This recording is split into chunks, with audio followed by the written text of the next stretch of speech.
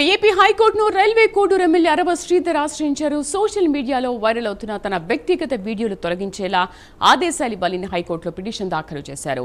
హర్ష వీణ అనే మహిళ ఇచ్చిన ఫోటోలు వీడియోలతో కూడిన కంటెంట్ను సోషల్ మీడియాలో తొలగించేలా ఆదేశాలు ఇవ్వాలని పిటిషన్లో పేర్కొన్నారు. భవిష్యత్తులో వాటిని తిరిగి సోషల్ మీడియాలో అప్లోడ్ చేయకుండా నిరోధించేలా ఆదేశాలు ఇవ్వాలని అరవ శ్రీధర్ తరఫున లాయర్ కోరారు.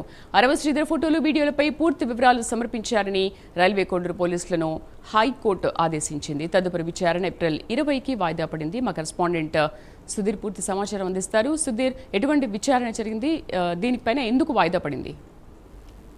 ఇది ముఖ్యంగా చూసుకుంటే కనుక ఏదైతే రైల్వే కోడూరు ఎమ్మెల్యే అయినటువంటి అరవ శ్రీధర్ అయితే కనుక హైకోర్టును అయితే కనుక ఆశ్రయించారని చెప్పుకోవచ్చు.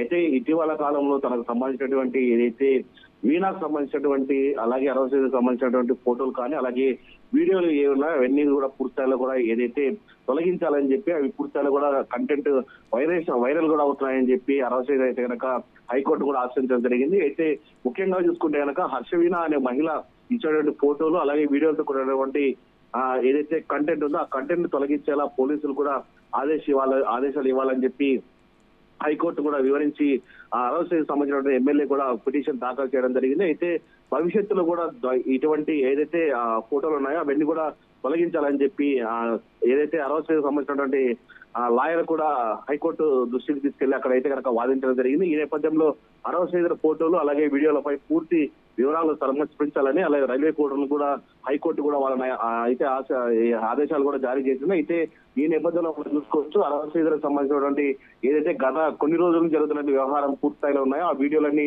తొలగించాలని చెప్పి హైకోర్టు మెట్లెక్కినట్టు మనకైతే తెలుస్తుంది. అయితే ఈ నేపథ్యంలో దీనికి సంబంధించినటువంటి విచారణ తదుపరి అయితే కనుక దాదాపుగా ఏప్రిల్ 20 తేదీ కూడా వేయడం జరిగింది. అయితే 20 తేదీ కూడా ఎటువంటి ఆదేశాలు వస్తాయని దానిపైన కూడా సర్వత్రా ఉత్కంఠ అయితే ఉందామని చెప్పుకోవచ్చు.